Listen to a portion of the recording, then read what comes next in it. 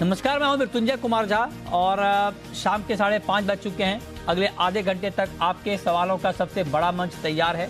अगर आपने कोई ट्रेड किया है, नया ट्रेड करना चाहते हैं, जानना चाहते हैं कि आपके लिए कहां कमाई के मौके हैं, तो नंबर आप नोट कर लें 02223001634। इसके अलावा आप 02223001635 पर भी अपना सवाल पूछ सकते हैं।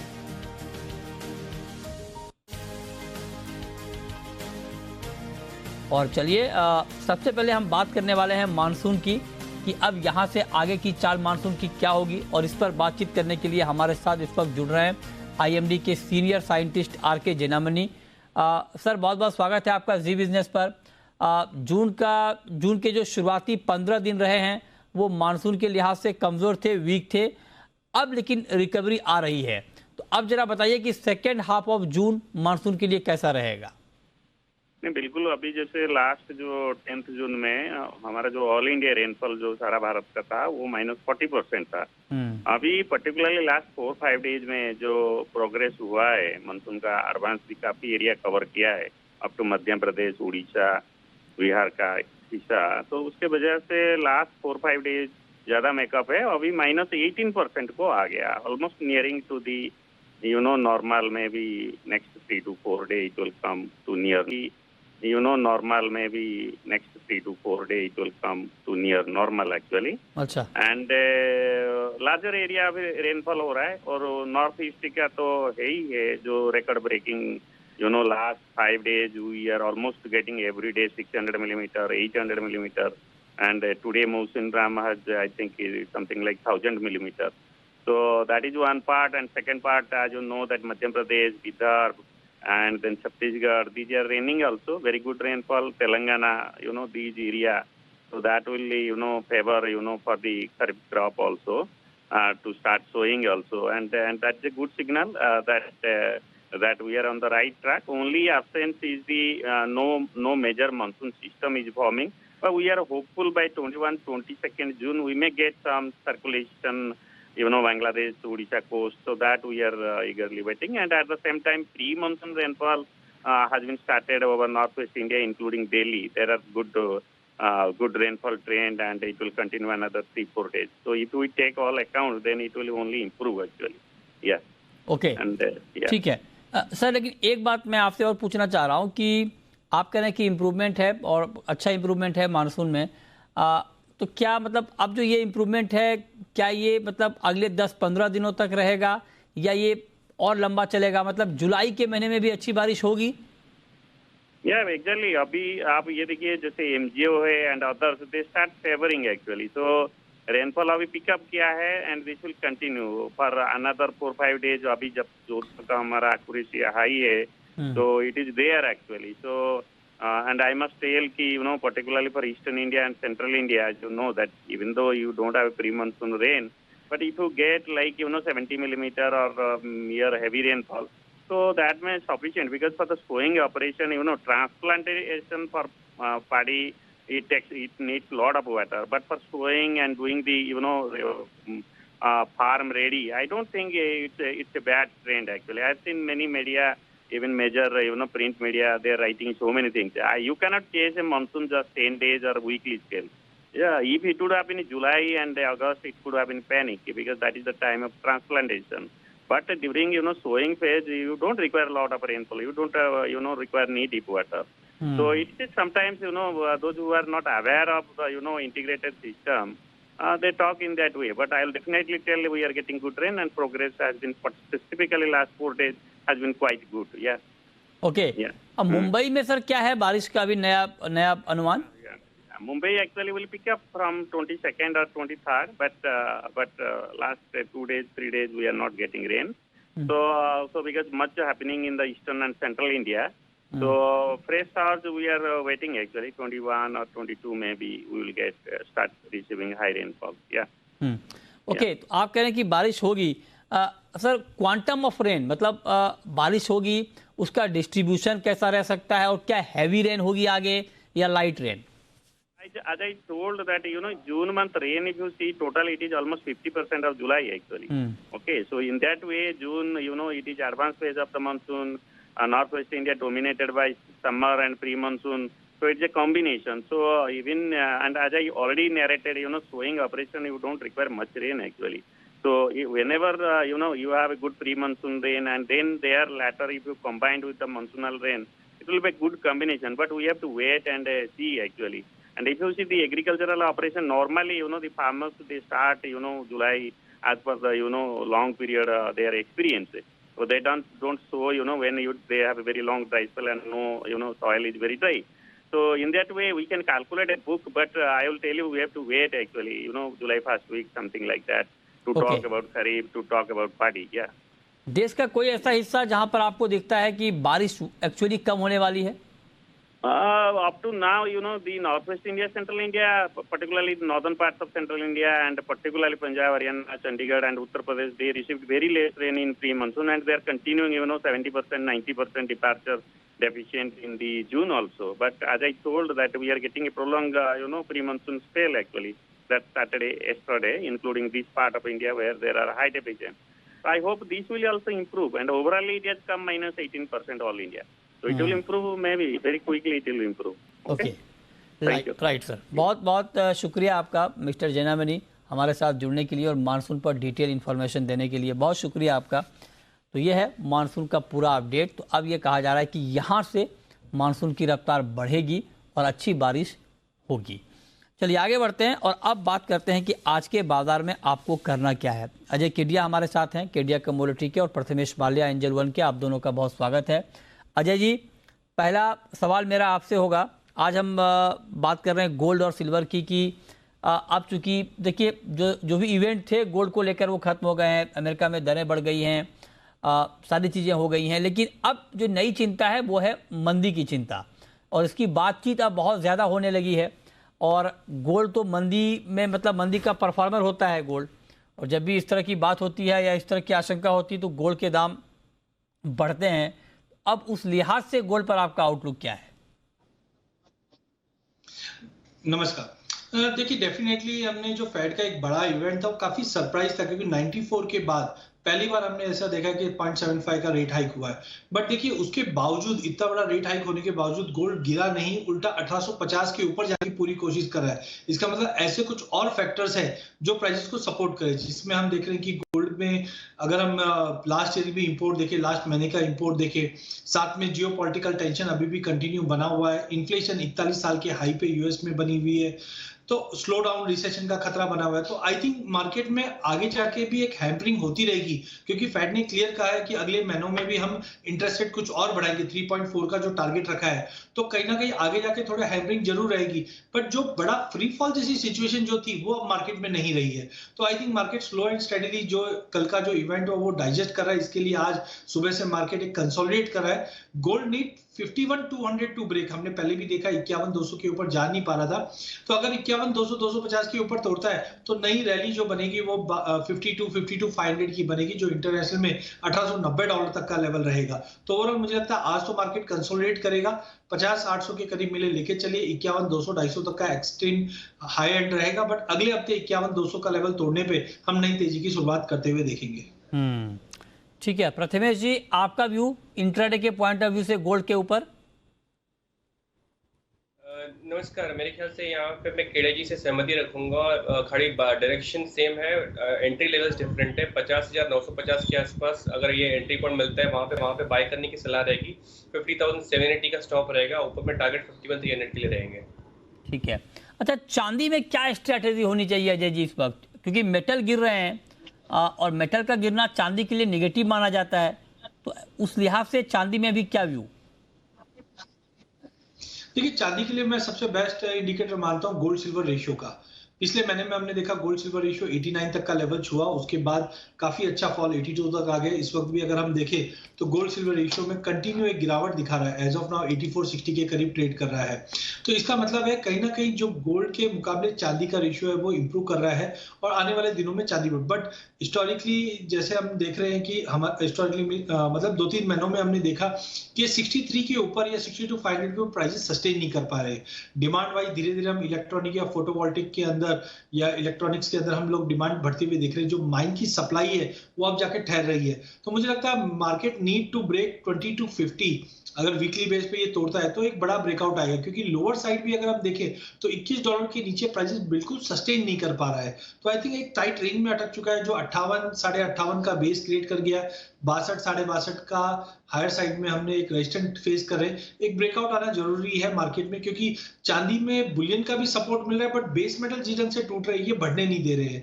बट इन ऑल मुझे लगता है ब्रेकआउट जल्द देखने मिलना चाहिए, क्योंकि चांदी सोने को ज्यादा अच्छा ट्रैक कर रही है इस वक्त। तो आई थिंक 60 to 500 एक ब्रॉडर वे में रहेगा लेवल, जो तोड़ने के बाद ही हम एक नई तेजी जो वापस 67-68,000 का लेवल देखे।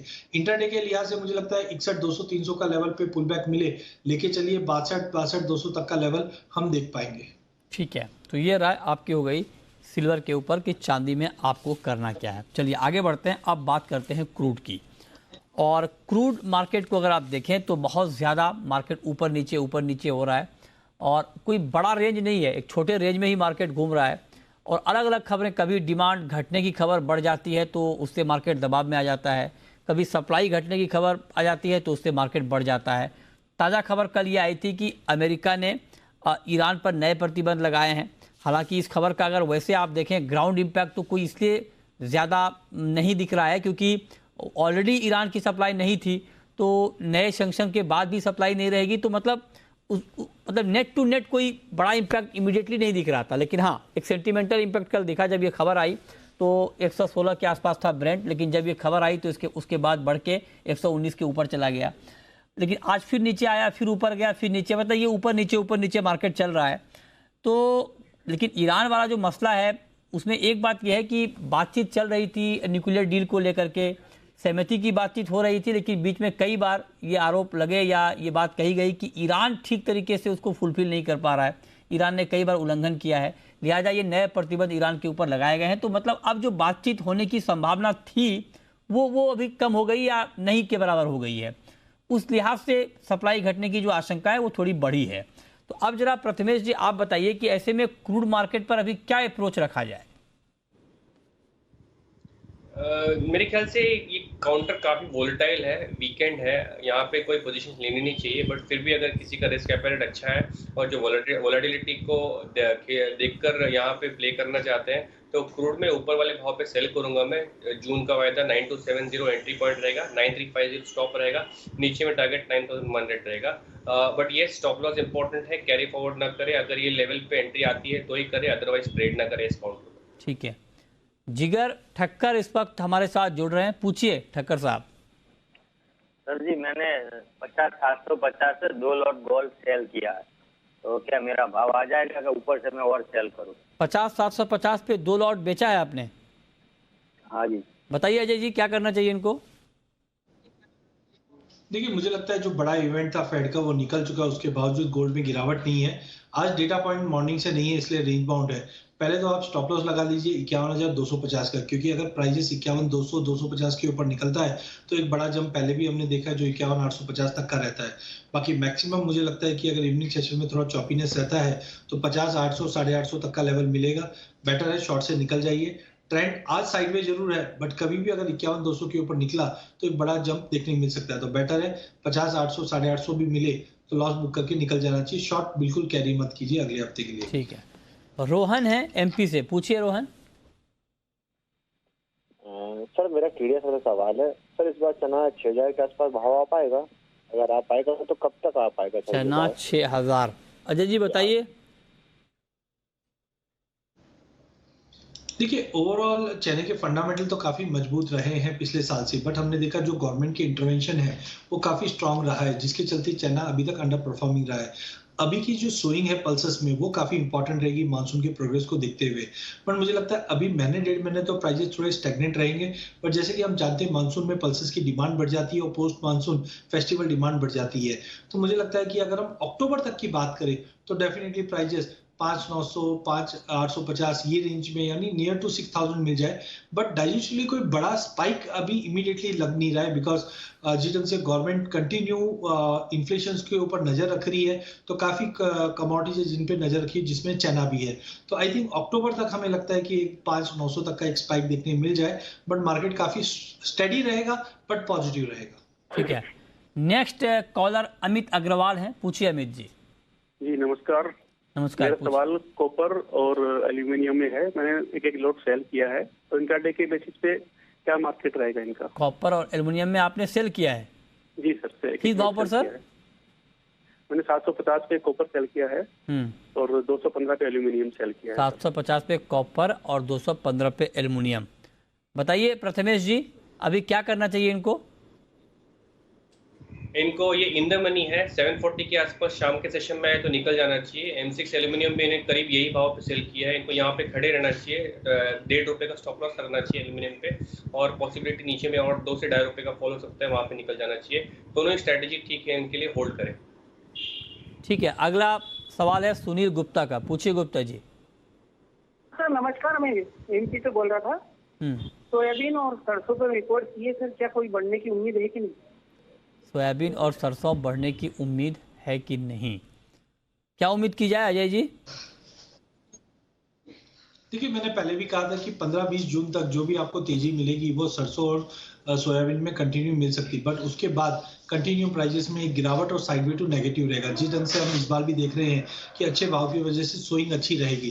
सेकेंडली, अगर कच्चे तेल में अगले महीने 2 महीने में अगर बड़ी गिरावट आ जाती है तो जो बायोफ्यूल को लेकर पाम ऑयल में तेजी बनी थी वो कहीं ना कहीं ठंडी होती हुई दिखाई देगी। ऑलरेडी हमने पिछले 2-5 दिनों के अंदर पाम ऑयल में भी गिरावट देखी है, जिसका एक कैस्केडिंग नेगेटिव इंपैक्ट सोया और सरसों दोनों में दिखेगा। सरसों में नो डाउट विंटर्स में हमारी डिमांड भी रहती है और अभी भी प्राइसिंग थोड़ी ठीक है, तो सरसों तो स्टेबल रहेगा, बट सोयाबीन में मुझे लगता है आने वाले दिनों में गिरावट बढ़ती हुई दिखाई देगी। तो बेटर है थोड़ा, अगर लंबा व्यू लेके चल रहे हैं तो सोया और सरसों दोनों से दूर रहना चाहिए। मेरा व्यू नेगेटिव है। जिस ढंग से ग्लोबल मार्केट में अच्छे भाव के चलते सोइंग बढ़ रही है, ये कहीं ना कहीं प्राइजेस में आने वाले दिनों में गिरावट और बढ़ाते हुए दिखाई देगी। ठीक है, नेक्स्ट कॉलर प्रवीण है हिसार से, पूछिए प्रवीण जी। नमस्कार सर। नमस्कार, पूछिए।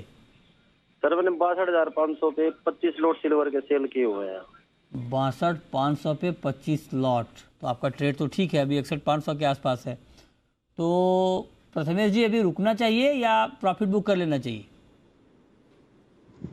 आई थिंक यहाँ पे इनको काफ़ी अच्छा इन द मनी है, ऑलमोस्ट ₹1,000 पर लॉट के आसपास इनको ले लेना चाहिए ये काउंटर में। और मेरे ख्याल से यहाँ पे फ्रेश स्ट्रेटेजी बनाने के लिए एंड ऑफ द वीक है, यहाँ पे कोई स्ट्रेटेजी नहीं करनी चाहिए, जो प्रॉफिट दिख रहा है उस पर निकल जाए। ठीक है, ठीक है। अगला सवाल है सुमित का, पूछिए सुमित।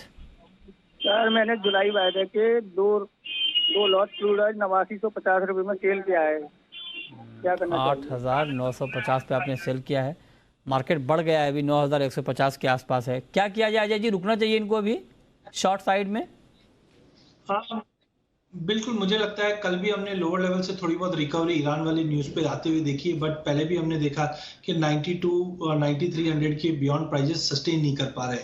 तो इवनिंग सेशन में उम्मीद है प्राइजेस करीबन 9,000 या 8,900 के करीब मिल जाएगा। वहां पे एग्जिट करके निकलिए, कैरी मत कीजिए, क्योंकि मंडे 2 दिन की जब भी छुट्टी हो जाती है कुछ वॉलिटिलिटी बन जाती है, बट ओवरऑल मुझे लगता है आज के लिए बने रह सकते हैं। नीचे में 8,900 950 तक का लेवल मिले, वहां पे प्रॉफिट बुक करके निकल जाएंगे। ठीक है, अगला सवाल है अमित गुप्ता का, पूछिए। रोहित गुप्ता का, पूछिए Rohit ji. Good evening sir. Good evening, पूछिए। सर गेहूं पे राय चाहिए थी, क्या स्ट्रेटेजी रहेगी इस बार सर गेहूं पे? हाँ बताइए अजय जी। गेहूं में मैंने पहले भी कहा था कि जिस ढंग से डोमेस्टिक मार्केट पे हम देखें तो प्राइजेस के अंदर एक अच्छा खासा तेजी बना था, लेकिन गवर्नमेंट के इंटरवेंशन के बाद प्राइजेस में गिरावट भी आई थी। ग्लोबल मार्केट में ये शॉर्टेज कंटिन्यू बनी रहेगी, क्योंकि इस बार यूक्रेन में भी अगर हम देखें तो स्विंग में ड्रॉप है, जिसका इंपैक्ट अगले 6 महीने बाद हमें दिखाई देने लग जाएगा। एंड ऑलरेडी हमने देखा हमारे यहाँ पे बफर स्टॉक है, इसके लिए गवर्नमेंट ज्यादा करके एक्शंस ले रही है। तो मुझे लगता है अगले महीने 1.5 महीने 2150 का एक बेस बना रहेगा, अपसाइड लिमिटेड रहेगा, जो 2400 के ऊपर जाएगा नहीं। तो मुझे लगता है कंफर्ट जोन में है एज ऑफ नाउ स्टॉक के हिसाब से भी देखें, बट इंटरनेशनल में जो टाइटनेस है वो कंटिन्यू इंडियन मार्केट को सपोर्ट करेगी। तो अगले महीने 2 महीने के अगर व्यू लेके चले तो वीट में मुझे लगता है कि जैसे 2150, आज भी अगर हम बात करें तो 2145 के करीब ट्रेड कर रहे हैं, तो महीने 2 महीने में मैक्सिमम जो लग रहा है 2400 का लेवल लग रहा है, इसके बियॉन्ड नहीं जाएगा। इंटरनेशनल में थोड़ा सपोर्ट रहेगा, पर डोमेस्टिक इंटरवेंशन जो है वो प्राइसेस को स्टेबल करके रखेगा। ठीक है, कमला है नेक्स्ट कॉलर, पूछिए। क्या सर गुवार 10,000 होगा या इसकी डिमांड है या नहीं? ग्वार 10,000 बताइए अजय जी, अब तो आप ही कर सकते हैं। देखिए गवार के जो फंडामेंटल है वो बिल्कुल अच्छे हैं। हमने मार्च में देखा था प्राइजेस 5600 से बढ़कर 6400 था। फंडामेंटल इतने मजबूत है कि 6400 का लेवल टूटता हुआ दिख रहा था कि प्राइजेस जल्द अब 6500 का लेवल, 6400 का लेवल तोड़ के 7000 भी दिखा दे। बट मई में हमने देखा कि वॉल्यूम्स पूरे एग्री मार्केट से नदारत होते हुए दिखाई दिए, जिसके चलते मार्केट थोड़ा सा डाउन दिखा रहा है। बट एक तरफ देखिए यूएस में ऑयल एंड गैस के ऊपर जो सरटैक्स लगाया गया है, इससे कहीं ना कहीं यूएस का प्रोडक्शन बढ़ेगा जो गवार गम को सपोर्ट करेगा। रुपया अब 80 की तरफ जाने की तैयारी कर रहा है जो एक्सपोर्ट को सपोर्ट करेगा। मानसून थोड़ा सा अभी एक क्लियरिटी नहीं है, अगले 2-5 दिन के अंदर और ज्यादा क्लियरिटी बनेगा जो सोइंग के बारे में बताएगा। बट आई थिंक मार्केट 10,000 तो मैं नहीं बोलूंगा, बट हाँ अगर हम अगस्त तक की बात करें तो पहला लेवल है 6400 जो हमने 2 महीने पहले भी देखा था। तो 6400 का लेवल अगर निकलता है तो जरूर 7000 के करीब दिखा देगा। बट टाइमिंग मुझे 10,000 के कोई सिनेरियो दिखाई नहीं दे रहे, टेम्पररी है जो हमें 7000 का लेवल दिखा देता है कि एक्सपोर्ट डिमांड और बाकी चीजें इनलाइन चलती रहेगी। सोइंग अगले 15 दिन में हमें क्लैरिटी मिलेगी कि राजस्थान में सोइंग कैसी होनी है। बट एज ऑफ नाउ 5600-5500 का एक बेस बना रहेगा और 6400 जब तक नहीं तोड़ता है मार्केट ये दायरे में रहेगा। ठीक है, आनंद है नेक्स्ट कॉलर, पूछिए आनंद। सर मैंने एक नेचुरल गैस बाय किया हुआ है। किस भाव पर? 590 पे। 590 पे। तो अभी तो दाम काफ़ी नीचे आ गए हैं। प्रथमेश जी क्या सुझाव आपका इनके लिए? ये काउंटर ऐसा है कि इसमें स्टॉप लगाना मुश्किल है। बेटर है कि अगर आपका रिस्क अच्छा है तो फिर कैरी फॉरवर्ड कीजिए, अदरवाइज यहाँ पे आप लॉस बुक करके निकल जाइए। मंडे के गैप डाउन ओपनिंग में ये कमोडिटी आपका भाव आ सकता है, तो प्योरली आपके रिस्क के ऊपर है। बट एडवाइस ये रही कि नेचुरल गैस की एक स्ट्रैटेजीज में आप कैरी फॉरवर्ड नहीं करें तो बेटर। ठीक है, कल्पित है अगला सवाल है कल्पित का, पूछिए कल्पित जी। सर नमस्कार, जोधपुर से बात कर रहा हूँ सर। जी जी पूछें। सर गंवार और जीरे में पूछना चाह रहा हूँ सर, क्या करना चाहिए? गंवार और जीरे, ओके बताइए अजय जी नई स्ट्रैटेजी ग्वार और जीरे पर। देखिए वॉल्यूम्स काफी कम है जिसकी वजह से गवार मुझे लगता है कि प्राइजेस 5500-5550 का एक बेस बना के रखेगा और हायर साइड में एज ऑफ नाउ तो 5850 तक का ही लेवल लग रहा है। बट हाँ जैसे से सोइंग प्रोग्रेस और जुलाई में हम जाएंगे तो जैसे मैंने अभी बताया कि 6400 का भी लेवल दिखा दे। बट जब तक वॉल्यूम पार्टिसिपेशन नहीं आएगा मार्केट साइडवे रहेगा। वहीं जीरे की बात करें फंडामेंटल काफी मजबूत है। टाइमिंग हो सकता है प्राइजेस 20,500 20,600 का एक स्पाइक दे सकता है।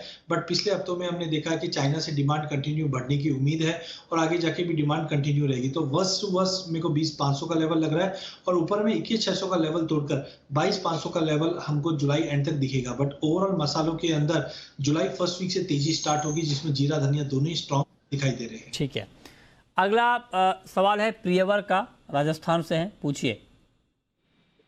हेलो नमस्कार सर। नमस्कार, पूछिए सर। सर ये सरसों और ग्वार में कैसे रहेगा जी आगे? चलिए अभी हम उसी की बात कर रहे थे। तो सरसों ग्वार पर तो अभी अजय जी ने बताया, एक बार फिर से बताएं अजय जी ग्वार पर और सरसों पर। बिल्कुल वॉल्यूम पार्टिसिपेशन जो है वो काफी इंपॉर्टेंट रहेगा। बट गवार में मुझे लगता है कि जो मार्च में हमने तेजी देखी थी मार्च और अप्रैल में वो वॉल्यूम ना होने की वजह से 6400 से प्राइजेस ने 5600 का लेवल दिखा दिया है। कंसोलिडेशन है यहाँ पे। बट मार्केट मुझे लगता है कि एक बार मानसून का एक अपडेट आना चालू हो जाएगा राजस्थान में सोइंग का तो ये प्राइजेस में एक हरकत लाना चालू कर देगा। बट डाउन साइड काफी कम दिख रहा है, एक्सपोर्ट डिमांड अच्छी रहने की उम्मीद है। वहीं अगर सरसों की बात करें तो प्राइजेस के अंदर हमने देखा है कि 7,000-7,100 के इर्द गिर्द मार्केट घूमेगा।